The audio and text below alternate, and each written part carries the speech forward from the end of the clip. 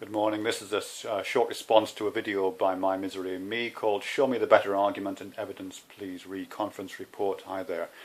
I'm not going to deal with the whole of your video here. It's quite a long video and I'm trying to keep these videos short.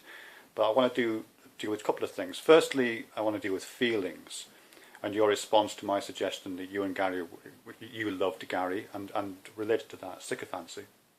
I want to talk a little bit about the relationship between feelings and thought.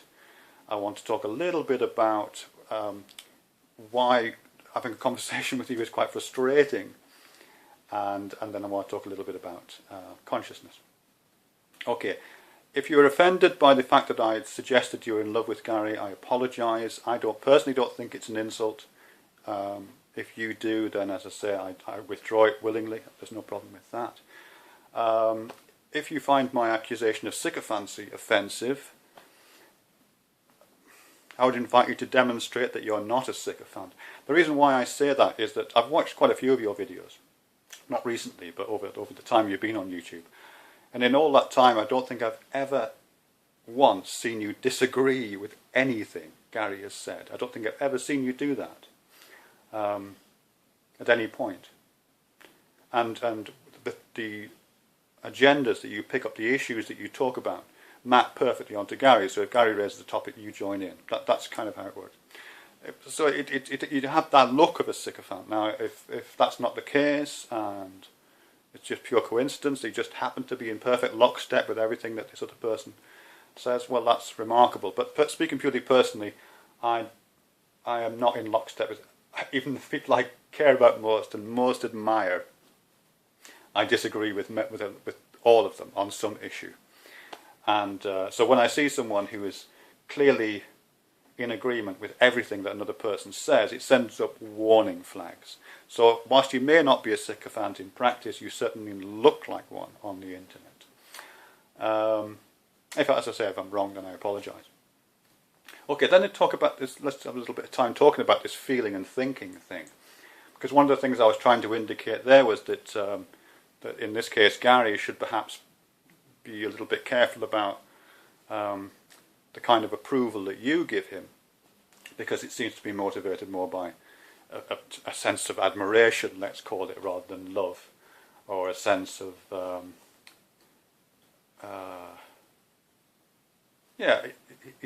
you clearly look up to Gary. You know, it has that kind of relationship. And when people look up to you, when people regard you as an authority, or regard you as a role model, or something like that, then you know their opinions are quite often not the most helpful. They might agree with you, but it's when you need a critical friend that's not the person to go for. So my warning to Gary was that, you know, to be careful what you say, and not take what you say as support necessarily, because it isn't.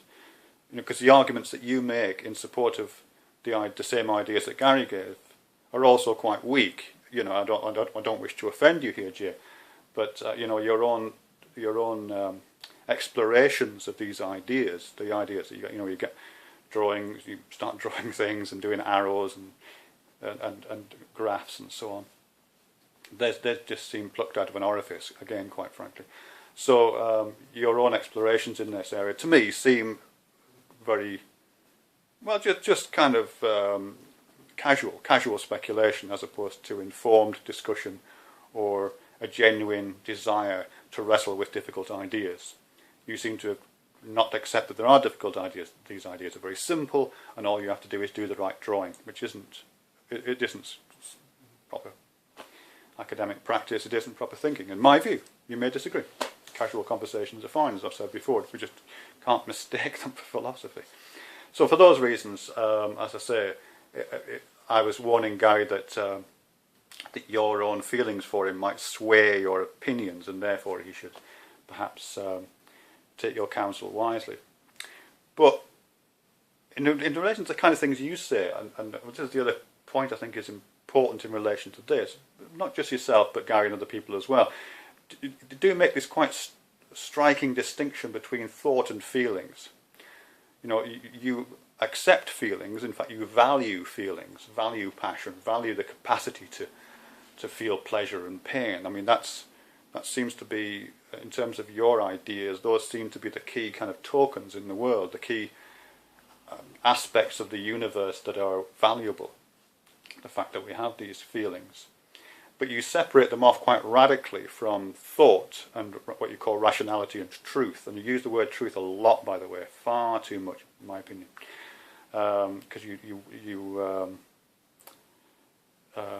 diminish the word by misusing it. But you separate rational thought off from feelings in that kind of very radical way. And if you're going to do that, I think you have to be kind of... I personally don't, by the way. I don't regard that separation as valid. And I guess I'm coming out of people like Thomas Metzinger, Antonio Damasio, various kind of neuroscientific traditions which locate those things as very closely connected. But since that you do, then you have to be... It behooves you to be kind of scrupulous about that, and to make sure that each moment, each step in your research is kind of hygienically cleansed of personal involvement, of feeling. So that's quite important. So again, I would take that as a warning on that. And also, I think you misunderstand my use of the word feeling. I have tried to explain this, but I accept it's not it's a difficult thing to get across. You know, when I'm talking about feeling, I'm talking about it in the technical sense, in which it's less to do with those things we call emotions. You know, feeling happy, feeling sad, feeling in love, feeling hate, all those kind of things. It's more to do with the fact that being alive and awake has a feeling tone at all times. A disposition, you might say. And I've referred to things like certainty as dispositional attitudes. That's the feeling of being certain. It doesn't arise as a passion, as I think you've described it. It just has a feeling tone to it, which is so familiar to us. Unless you're aware of this idea, then you probably say, no, it hasn't got a feeling tone. I'm just alive and awake. But that alive and awakeness, the feeling of what happens, as Antonio Damasio calls it, is the feeling tone that I'm talking about. So there's that. So that's to do with feeling. Okay, the third thing I want to just mention very briefly is to do with our previous conversations, because at the beginning of this video there, Jay, you do talk about our previous conversations, and now you've always found it frustrating talking to me, and likewise I find it frustrating talking to you, which is why I kind of stopped doing it.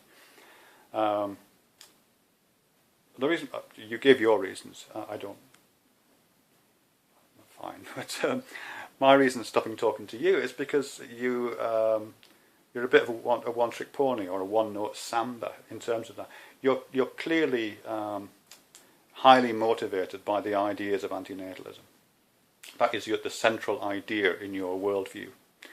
But what that does is, it means that every conversation collapses back to that. So I've said that many times. You know, I've started conversations with you about topics, not recently, but some time ago.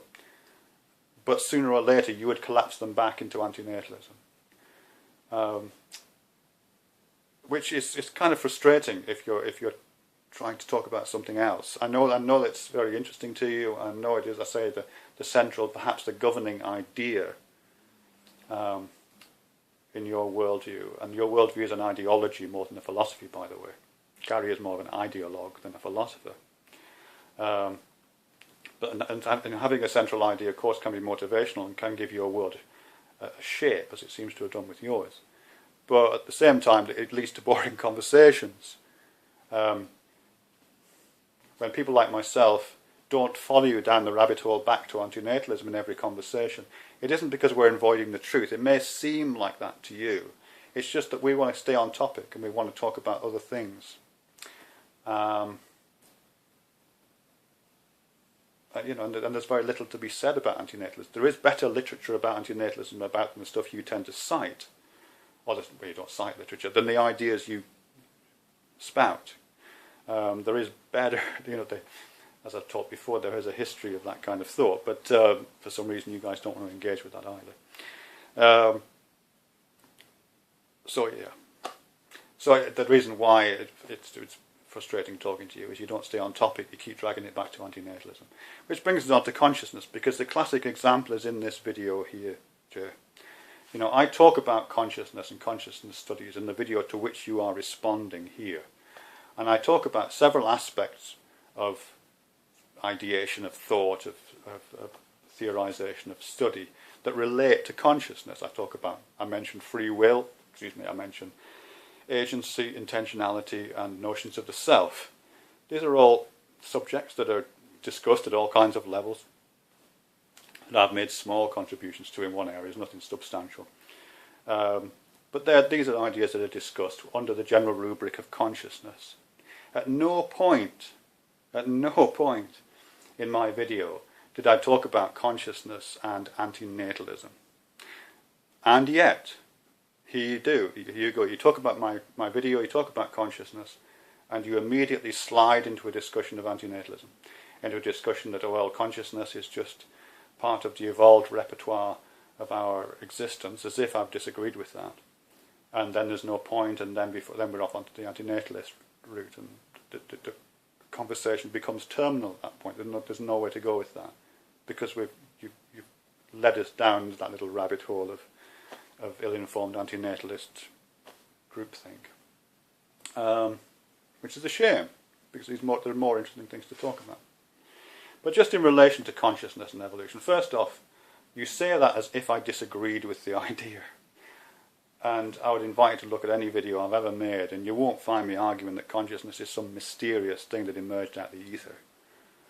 In fact, I've got a whole separate channel which I built a couple of years ago, in which, I don't know how many videos, 20 or 30 videos I made, outlining some of the research into consciousness and evolution and thought and language and that process. So yeah, I'm pretty well schooled in that, really. So I don't know where you got that idea from. But if you are interested in consciousness, the idea that you look to its origins, and once you've discovered its origins, there's nothing more to be said, I don't know why you would think that. I can see why it might be depressing to find the origin of consciousness in a what you might see as a kind of bloodbath of animal history. I can see why that might be depressing, and it does depress me sometimes to think about the origins of where we are now. But for me, it's rather like discovering that some fantastic cure for cancer was discovered in a concentration camp. It has that kind of a ring. But nevertheless, that it doesn't work to just keep going back to that. The fact is, here we are, and this is what we've got to deal with right now. The fact that consciousness arose from a humble evolutionary origins is an interesting fact, and certainly feeds into how research proceeds. But it doesn't stop there. The analogy I would offer here is something like a study of New York City. New York City, if I'm right, I think began on Manhattan Island, being bought from some Native Americans for a pittance. Is that right? I don't know. I'm weak on the history.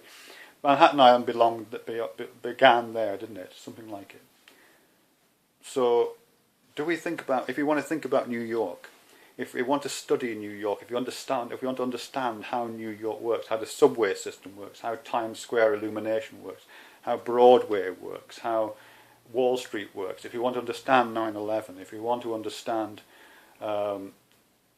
Fresh Kills rubbish site, if you want to understand the Hudson River, then and the Staten Island ferry, if we want to understand all these things, we have to go back and look at that transaction between the Native Americans and the Dutch settlers. If there was Dutch settlers, I don't know. As I say, I don't know my history. And that's the defining moment. And once we've got that, that's the correct position of our focus. You'd find that ridiculous, I hope. You study New York as it is, because, as somebody famous said, it's a big mistake, but what are you going to do about it? It's here now. New York, here we are living in the cognitive equivalent of New York, with all of its fresh kills, with all of its subways, with all of its Wall Street and its 9/11s going on. This is where we are. And that's a subject of study. It's a subject of study necessarily because it ain't going to go away. And it's a subject of study because it's interesting. And in many ways, it's more interesting than the origins. Yes, some people do look at origins, and they should, and that's right. Some people should look at that moment when the Native Americans had that transaction with the Dutch settlers. They should look at that. Some people should look at the origins of consciousness in early mammals. But that's not the only game in town. And the fact that you keep wanting to collapse every conversation into not just a discussion of our evolutionary origins in the mud and the slime and the blood of the past, but also, just as an excuse to repeat the mantra of antinatalism, which is just boring. So, sorry, I've got that. Time to move on. Anyway, thanks very much.